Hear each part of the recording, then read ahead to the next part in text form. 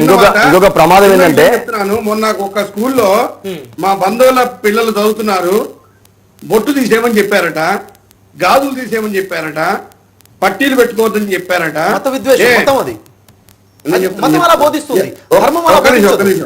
నన్ను మాట్లాడండి sir please.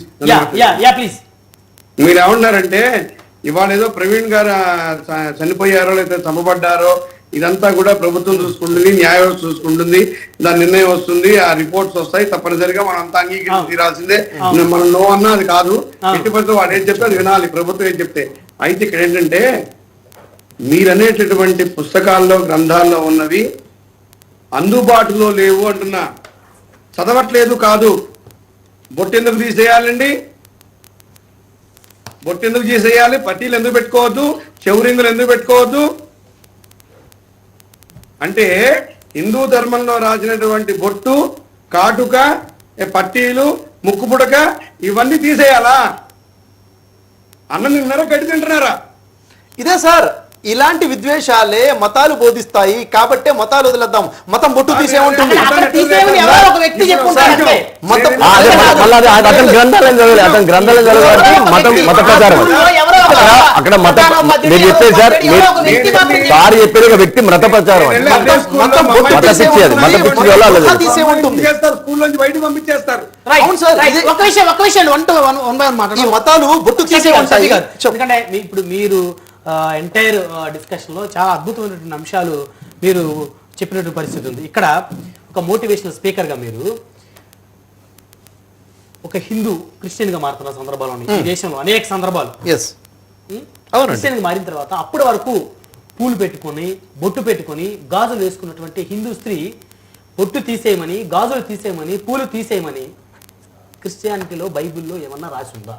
Sir విషయం ఏంటంటే ఈ మత మార్పిడ్లు తప్పు సార్. యాక్చువల్ గా ఏ గ్రంథం కూడా మత పిల్లలు ఎడ్యుకేషన్ వ్యవస్థలో ఎల్కేజీ పిల్లల దగ్గర నుంచి మీరు అదే ట్రీట్ చేస్తుంటే, సనాతన ధర్మాన్ని, హిందూ ధర్మాన్ని పక్కకి నెడుతూ ఉంటే, చేతులు కట్టుకొని కూర్చున్నటువంటి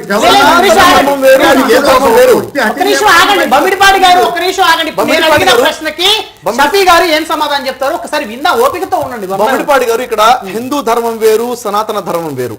మళ్ళీ చెప్తున్నాను, సనాతన ధర్మం గ్రంథాలలో అయితే ఈ రోజు జరుగుతున్న ఈ గొడవలు 99% ఆచార వ్యవహారాల మీద జరుగుతుంది. కానీ ధర్మం మానవత్వాన్ని బోధిస్తుంది, ధర్మం ఏకత్వాన్ని బోధిస్తుంది. రాములు వారుని అనుసరించిన, క్రీస్తును అనుసరించిన, మొహమ్మద్ ప్రవక్తను అనుసరించిన ఈ ముగ్గురు కూడా సృష్టికర్తని, సర్వేశ్వరుణ్ణి, జీవంగల తండ్రినే పరిచయం చేశారు, పైన దేవుణ్ణే పరిచయం చేశారు. రాములు వారు ఏం చెప్పారు?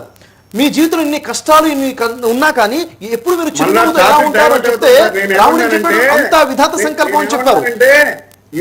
ఇవాళ ఒక వ్యక్తి మరణించిన తర్వాత ఎందుకు మరణించాడో తెలియకుండానే క్రిస్టియన్స్ అంతా బయటకు వచ్చి ర్యాలీలు చేశారు కదా.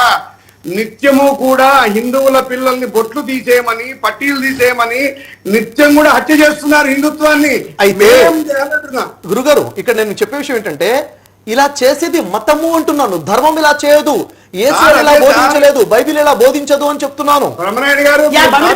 మీరు చెప్పిన అంశాన్ని కూడా ఖచ్చితంగా షఫీ గారు ఖండిస్తున్నారు. ఆ విధంగా చేయటం తప్పు అని చెప్తున్నారు. మత మార్పిడి కాదు సార్. ఇంకా ఫైనల్ గా స్టేట్మెంట్ ఇస్తాను, వర్గాన్ని బట్టి దేవుడు స్వర్గాన్ని ఇవ్వడు. మళ్ళీ చెప్పండి, వర్గాన్ని బట్టి దేవుడు స్వర్గాన్ని ఇవ్వడు, క్యారెక్టర్ ని బట్టే దేవుడు స్వర్గాన్ని, మోక్షాన్ని చేసినటువంటి పుణ్య ఫలాన్ని ఇస్తాడు. నేను పండితులైనా, పాస్టర్లైనా, ఇమాములైనా, మసీదులో ఉన్న ఇమాములు ఛాలెంజ్ చేసి అడుగుతున్నాను, మీ వర్గాన్ని బట్టే స్వర్గాన్ని ఇస్తాడని మీ గ్రంథాల్లో ఎక్కడైనా ఉందా? చూపించండి. ఏ గ్రంథంలో లేదు. మనిషి క్యారెక్టర్ ని బట్టి మాత్రమే దేవుడు మోక్షాన్ని ఇస్తాడు, స్వర్గాన్ని ఇస్తాడు. మత మార్పిడి ఎందుకు సార్? వారికి మాత్రమే స్వర్గం. మత మార్పిడి కాదు కావాల్సింది, మతి మార్పిడి కావాలి. దేవుడు సంస్కరించుకో అంటున్నాడు. నీ వ్యవహారం సంస్కరించుకో, నీ మానవత్వాన్ని సంస్కరించుకో అని చెప్తున్నాడు. సురేష్ రెడ్డి గారు, ఇంకొక విషయం ఏంటంటే, సరే ఇప్పుడు మూడు మనం మతాల గురించి మాట్లాడుకుంటున్నాం. ఇప్పుడిప్పుడే స్టార్ట్ అయింది. ఇంతకుముందు కూడా సోదరుడు చెప్పాడు, ఆ మతం రెండు వర్గాలై ఘర్షణకు దిగే ప్రమాదాలు ఉన్నాయి. నేనేమంటున్నానంటే, అది హిందూ మతం కావచ్చు, ముస్లిం కావచ్చు, క్రిస్టియన్ కావచ్చు.